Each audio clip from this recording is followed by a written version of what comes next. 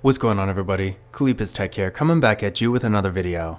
In this video, we're going to be doing a quick comparison between the Samsung Galaxy A23 5G and the Blue Bold N2. Now, before we go any further, as always, I do want to remind you to hit that subscribe button, and if you want to learn more about either of these phones individually, I will be linking to several other videos about them in the description, as well as some information about pricing, availability, and some of my favorite smartphone accessories. But with that being said, let's get into it. So with the Samsung Galaxy A23 5G, we're getting a 6.6-inch 120Hz PLS LCD display with a resolution of 1080p, a PPI of 400, an aspect ratio of 20:9, and an 82.5% screen-to-body ratio. With the Blue Bold N2, we're getting a 6.6-inch AMOLED display with a resolution of 1080p, a PPI of 390, an aspect ratio of 19.5:9, and a 90.9% screen-to-body ratio. Now in general, these displays are pretty close, and each phone does have a couple different advantages. On one hand, with the A23 5G, with a 120Hz refresh rate versus a standard 60Hz refresh rate, the movement on the screen is going to be a little bit faster and smoother. So if you're doing something like watching a video, or even just navigating through the phone in general, things are going to feel a little bit more premium and fluid, and especially if you're consuming a lot of video type content, you are going to get a slightly better experience. But that being said, from what I've seen, this does tend to be a little bit more of a subtle difference, and not everyone even notices it. The other advantage the A23 5G has is that with a 20:9 aspect ratio versus 19.5:9, this phone does have a slightly taller and more narrow form factor, so if you're doing something like watching a video or playing a game in landscape mode, for example, you are going to get a more immersive experience. And if you're doing something vertical like browsing the web or using social media, with a taller and more narrow form factor, you can fit more content on the screen without having to scroll as much. Now on the other hand though, the Blue Bold N2 only really has one advantage, but in my opinion this is really a significant advantage, and that is with an AMOLED display, the image quality, especially the colors and brightness, are going to be significantly better than the A23 5G. While the A23 5G definitely doesn't look bad by any means, if you're consuming a lot of content like watching videos, playing games, even just looking at photos, things are going to look a little bit better in the Blue Bold N2. And again, I don't know if you can really see it in this video, but the Blue Bold N2 definitely has a brighter display in general. In addition to this, the viewing angles are also going to be a lot better. So if you're outside in the sun, for example, the Blue Bold N2 is going to be a lot easier to see than the Samsung Galaxy A23 5G. So in general, it really comes down to personal preference. If you want a higher refresh rate and a slightly better form factor, the Samsung Galaxy A23 5G will have an advantage. But for me personally, I feel like having an AMOLED display really outweighs all this. So I would definitely go with the Blue Bold N2. But in general, despite their differences, if you're looking for a mid-range phone with a really good display, either phone is going to be a great choice. Now for storage, the Samsung Galaxy A23 5G is getting 64GB of internal storage with microSD card expansion, and the Blue Bold N2 is getting 256GB with no microSD card expansion. Now usually I would normally say microSD card expansion is an advantage in and of itself, but honestly in this case, the Blue Bold N2 just has so much more storage that you would really need a seriously large microSD card to catch up. And even then, if you have a lot of apps and stuff like that, having more internal storage will be better in general. Now that being said, to be fair, there is an international version of the A23 5G that does have 128GB, but keep in mind if you're in the US, any version of this phone you get through a carrier will only have 64. So overall, when it comes to storage, even if you have the international version of the A23 5G, the Blue Bold N2 with 256GB, regardless of the microSD card expansion, is still going to have an advantage. Now when it comes to security features, both phones have Face Unlock, and they both have fingerprint scanners as well. With the Samsung Galaxy A23 5G, it's right here on the power key, definitely a nice spot for a fingerprint scanner, and with the Blue Bold N2, it's right here in the display.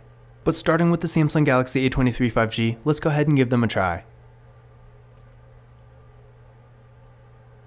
There we go, one more time. And there we go. And now for the Blue Bold N2. There we go, one more time.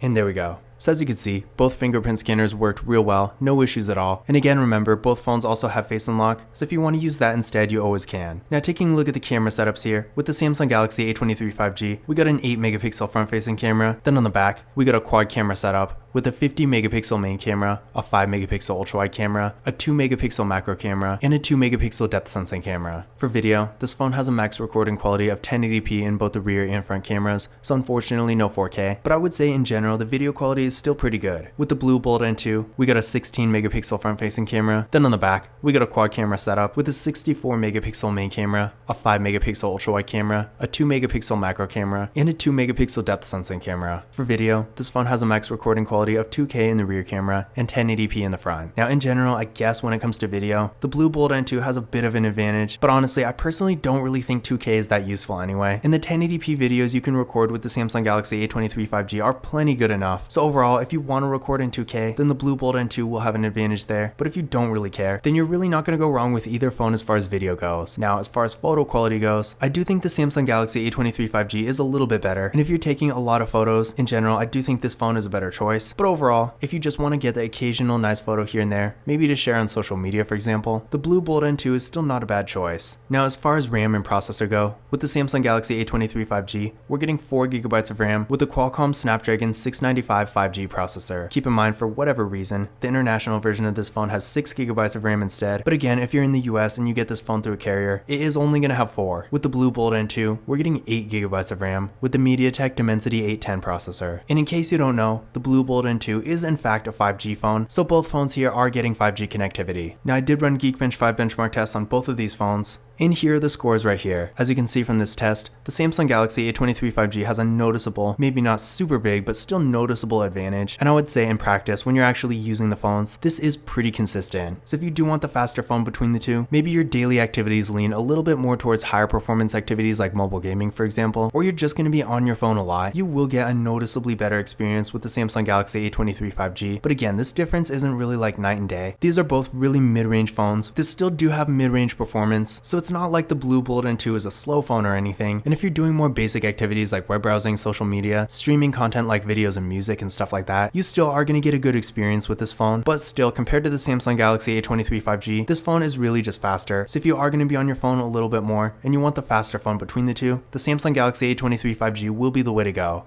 Now, as far as the battery goes, the Samsung Galaxy A23 5G has a 5000 mAh battery. This supports 25W fast charging, and the Blue Bold N2 has a 4500 mAh battery. This supports 30W fast charging. So overall, I would say the Samsung Galaxy A23 5G does have a significant advantage when it comes to the battery. The fast charging is really the only slight advantage the Blue Bold N2 has, but with 25W fast charging, the charging speeds with the Samsung Galaxy A23 5G are still really fast, so it's not really going to make that much of a difference. But on the other hand, a 5000 mAh battery versus 4200 is definitely quite a bit more of a difference. So if you really want a phone with a good battery, and battery life is definitely a priority for you, the Samsung Galaxy A23 5G will be a much better choice. Something else to keep in mind here is that with the Samsung Galaxy A23 5G, this phone does have Android 12, and not only that, but since Samsung Galaxy A series phones are getting up to 5 years of software support, you can expect some major updates with this phone as well. On the other hand, the Blue Bold N2 only has Android 11, and while there may be an update to at least Android 12, Blue isn't exactly known for software support, so if you do want the latest version of Android and major updates in the future, the Samsung Galaxy A23 5G is definitely a better choice. In addition to this, the A23 5G also has NFC, whereas the Blue Bold N2 for whatever reason doesn't. So if you like to make contactless mobile payments using tap and pay, the Samsung Galaxy A23 5G yet again will have an advantage. But in conclusion, which of these phones is better? In general, except for really two different advantages, I do think the Samsung Galaxy A23 5G is a better device in pretty much every way. This phone has noticeably better performance, a much larger battery, better photo quality, better software support, and features like NFC that the Blue Bold N2 doesn't have. But that being said, on the other hand, the Blue Bold N2 does have an AMOLED display, which is honestly pretty cool for this price range, and it also has 256GB of internal storage, which is honestly pretty hard to beat in this price range. So in general, if you want a really high quality display and a lot of storage, then the Blue Bold N2 might make sense. But honestly, with the Samsung Galaxy A23 5G, with all the good carrier deals on this phone, and the better performance and better features, I feel like for most people, this phone is just going to make a lot more sense. But this concludes my comparison between the Samsung Galaxy A23 5G and the Blue Bold N2. Again, if you want to learn more about either of these phones individually, I will be linking to several other videos about them in the description, as well as some information about pricing, availability, and some of my favorite smartphone accessories. But that's it for this video. If you enjoyed it and found it useful, be sure to give it a thumbs up and hit that subscribe button. Don't forget to follow Khalipa's Tech on Twitter and Instagram.